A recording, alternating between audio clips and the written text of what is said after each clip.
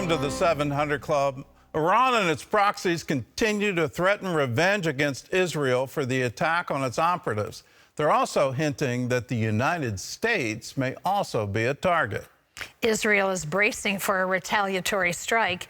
At the same time, the IDF is warning citizens of conflict escalating on the northern border. Chris Mitchell reports from Jerusalem.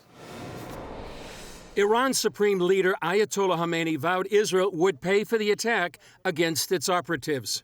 They will be slapped for that, of course. Day by day, the regime will become weaker, and God willing, it will get closer to demise and destruction. Iran's President Raisi and Hezbollah leader Hassan Nasrallah hinted the U.S. also might be targeted. America is undoubtedly an inevitable partner in the crimes of the Zionist entity in Gaza.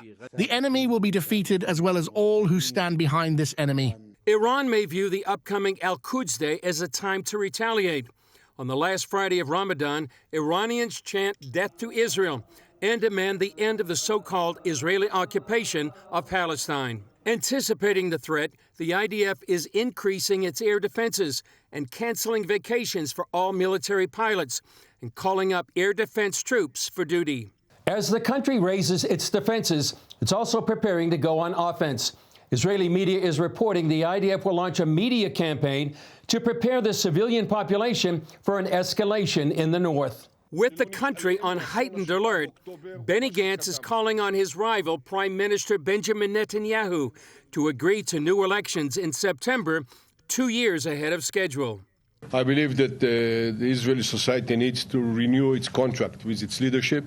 Netanyahu's Likud party says an election would freeze Israel in its tracks as it wages war in Gaza and prepares to step up the fight against Hezbollah. You still have soldiers fighting inside Gaza with Hamas, and you also have a much larger war potentially looming with Hezbollah in the north. And if you go to an election right now, that could really paralyze the ability of the politicians, including the prime minister, who would then be a caretaker prime minister with limited authority, to be able to conduct the war the way it is truly necessary.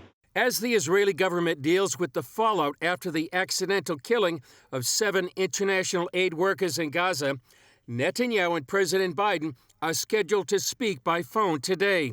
While Biden has expressed outrage over the deaths and opposes Israel's goals to invade Rafah and wipe out Hamas's last military battalions in Gaza, the White House insists it still backs Israel in its war against Hamas.